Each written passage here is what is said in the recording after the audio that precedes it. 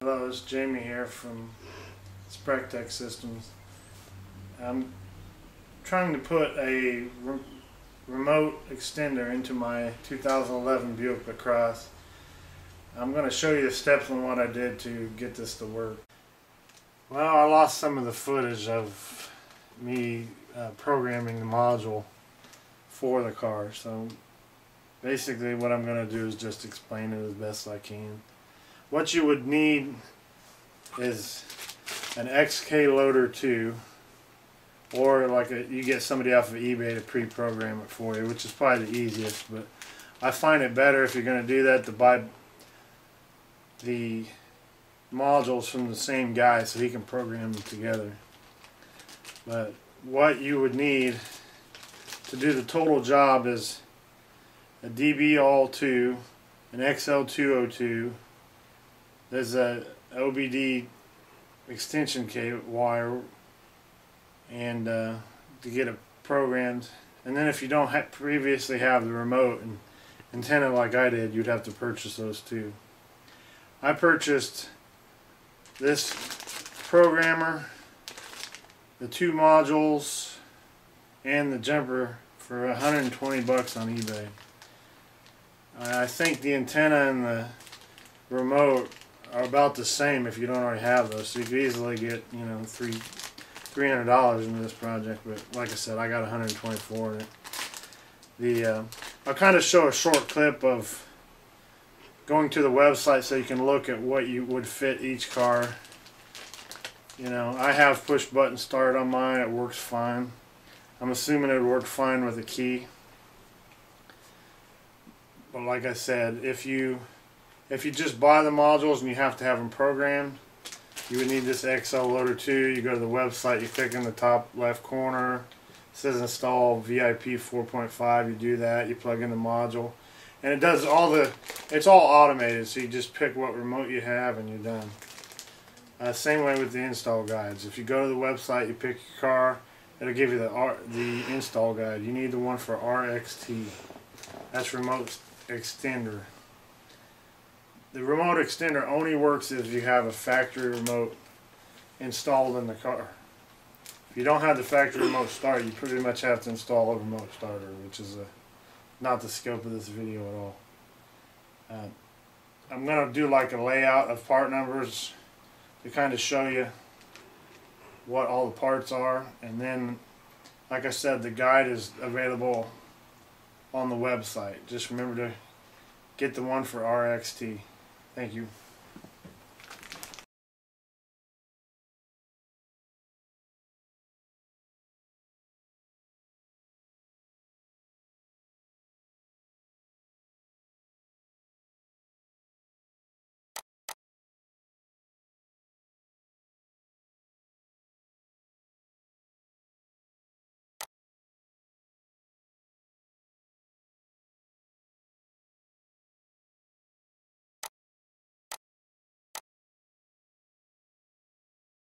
Well, I'm going to do this rather than tie it in the car to see if it works. I'm going to just try it right here on the floor.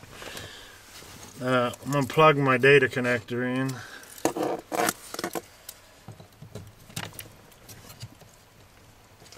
The light should turn solid red, and you have to hit 1, 2, 3, 4, 5 on the button, and then turn on the ignition. And it shut off, so I'm going to believe that is all you have to do. Press the function button till it goes to pair. Then you go to auxiliary button till it says pair. Hit function again.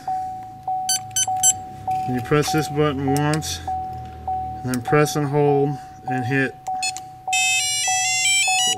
passed. That's it. And you wait for this to end. It should go back to its root directory. Here's the test to see if she starts. Look at that. It worked. You've still got your 10 minutes like you normally would, but and the remote even says 10 minutes. One thing I did notice is it locked the door when you remote started it. I don't know if it does that normally or not, but that's it. See if I can stop it. There you go. Shut off. There you go. Unlocked. I got it set for all 4 doors, so. Well, okay, now that that's working, we need to put the antenna up there. So what I'm going to do is, I kind of started already, but you pull this back, but it looks like there might be an airbag in there, so we have to be careful. We have to get the wire down. And you can see I'm pulling up on this to release it.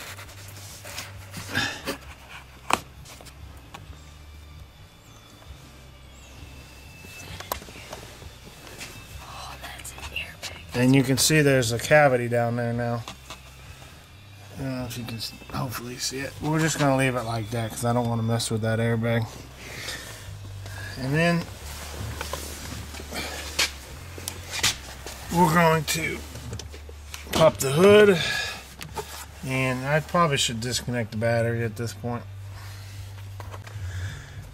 Next step is to pull this little sunglasses holder out. You push this over till it clears, and then when you get it down like this, you kind of just snap and it pulls right out. See the half circles?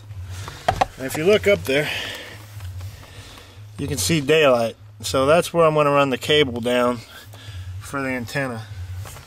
Try to drop this black tray.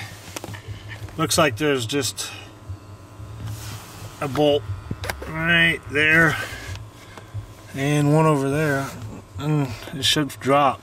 So let me do that. Looks like there's one right there too. You can see it up in there. Another screw right there, and I think it should almost drop this gray piece, or whatever color car here is, but this bottom panel should drop this bottom panel off so we can get back in there. Alright, now I guess we gotta get this panel off because this is a puzzle. You can see it's a panel up by the light switches. I got something behind it that, oh, pry. There it goes, it's off. Then next, there's another screw right here. So there's a screw on the black piece, 2 of them. One over here in the corner, one right there, and one right here. And there's a data link connector. You can take them 2 screws out because you'll need to swap in the jumper kit. So let me get this one screw out and go from there. Well, there it is. It's finally dropped. The black piece and the lower panel are actually snapped together.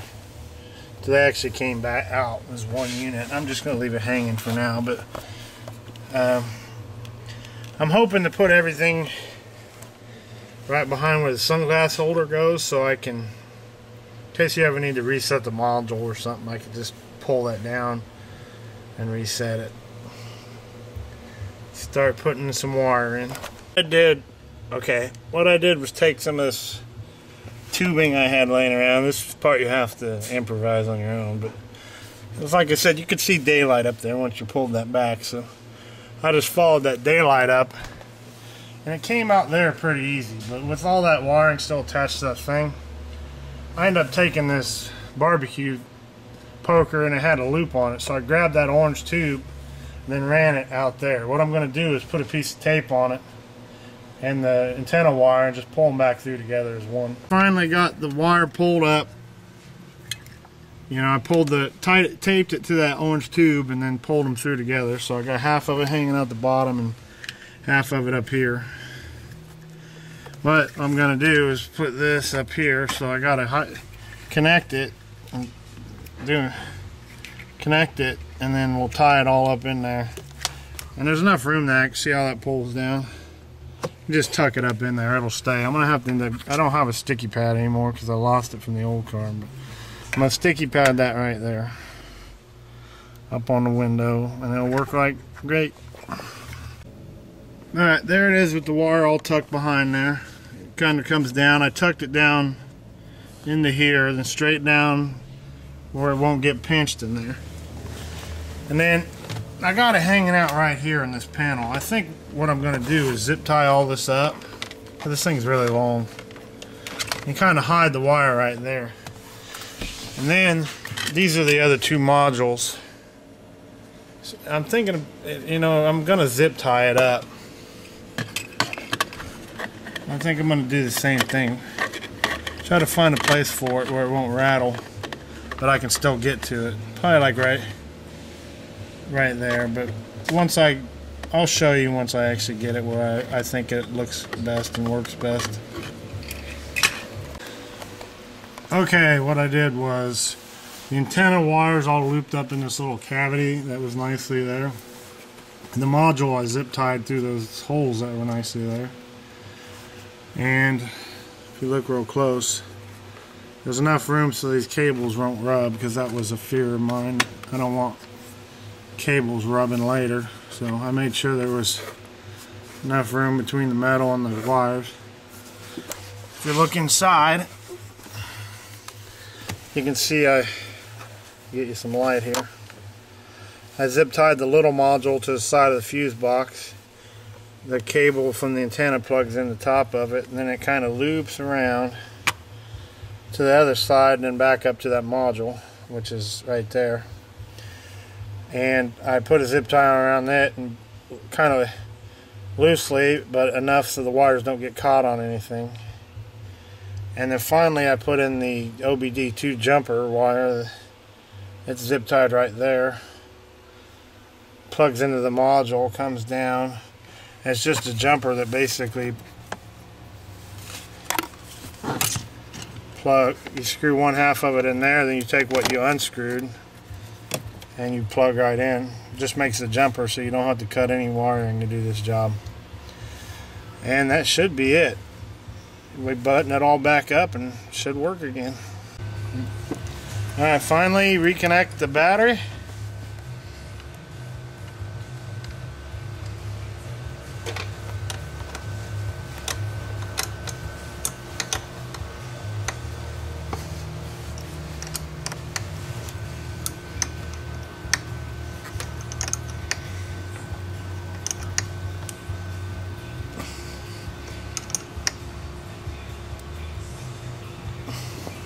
Alright, it's tight. Put back on the cover. Should just clip back on.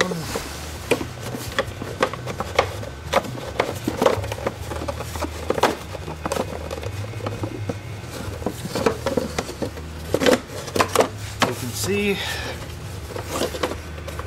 There we go. And thank you for watching the video. As you know, we got this installation done and it worked out well. You know, I'm not really sure if every car is the same or if you'll have the same experience I have. I'm just using this video as a guide. So if you want to try something like this is the steps I took. And I hope that you have success in doing it yourself. And again, thank you for watching. Goodbye.